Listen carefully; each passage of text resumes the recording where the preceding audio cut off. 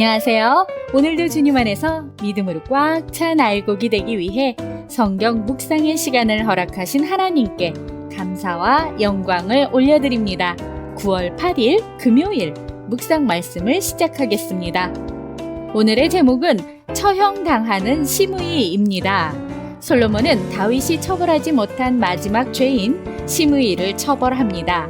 시므이는 솔로몬이 죽음을 면할 기회를 주었음에도 경솔한 선택으로 죽음을 자초합니다. 오늘 본문 열왕기상 2장 36절에서 46절까지의 말씀을 함께 듣겠습니다.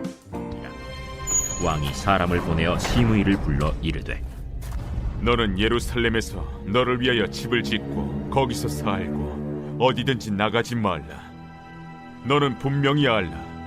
내가 나가서 기드론 시내를 건너는 날에는 반드시 죽임을 당하리니 내 피가 내 머리로 돌아가리라.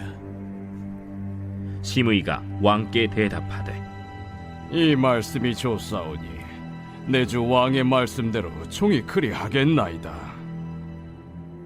이에 날이 오래도록 예루살렘에 머무니라.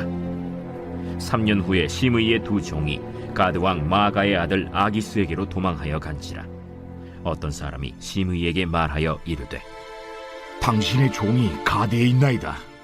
시므이가 그 종을 찾으려고 일어나 그의 나귀에 안장을 지우고 가드로 가서 아기스에게 나아가 그의 종을 가드에서 데려왔더니 시므이가 예루살렘에서부터 가드에 갔다가 돌아온 일을 어떤 사람이 솔로몬에게 말한지라. 왕이 사람을 보내어 시므이를 불러서 이르되 내가 너에게 여호와를 두고 맹세하게 하고 경고하여 이르기를 너는 분명히 알라.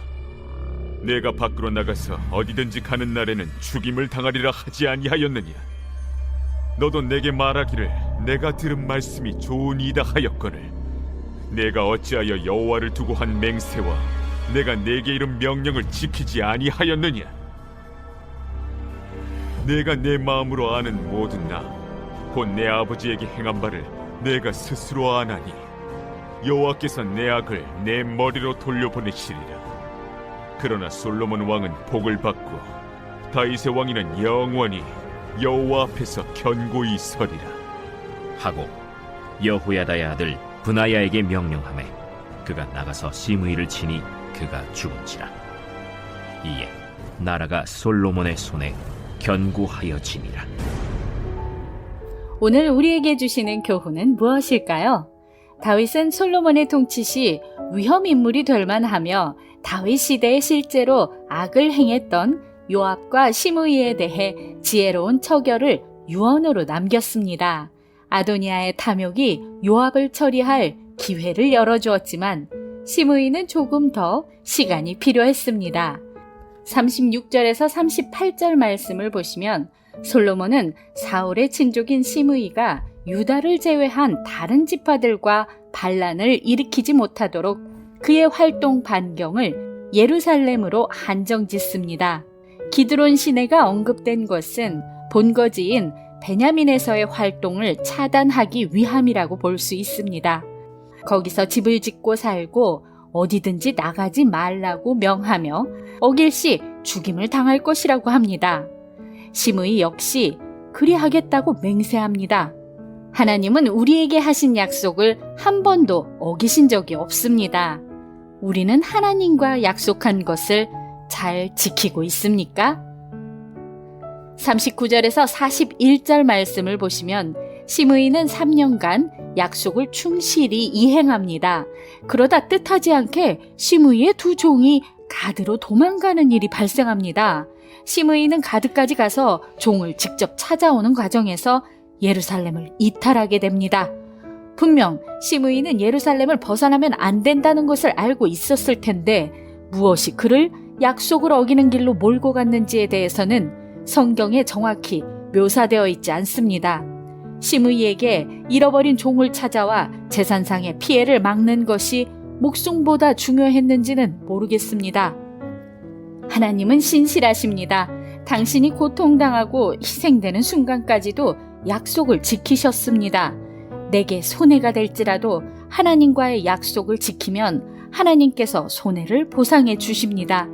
우리는 손해가 될지라도 하나님께도 사람에게도 약속을 지키는 신실한 사람이 되어야 합니다. 42절에서 46절 말씀을 보시면 시므이는 다윗이 사울 왕을 죽이고 왕의 자리를 찬탈했다고 여겼기에 다윗의 아들 압살롬의 반역이 하나님의 벌을 받은 것이라며 다윗을 저주했습니다. 그러나 솔로몬은 시므이에게 다윗의 왕위는 영원히 여호와 앞에서 견고히 서리라고 말하며 사람의 뜻이 아닌 하나님의 뜻으로 다윗 왕조가 세워졌음을 선포합니다.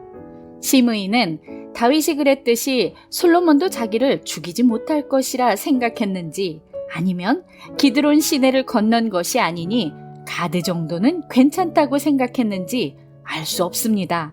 어쨌든 그의 섣부른 행동은 솔로몬에게 그를 처단할 정당성을 부여했습니다.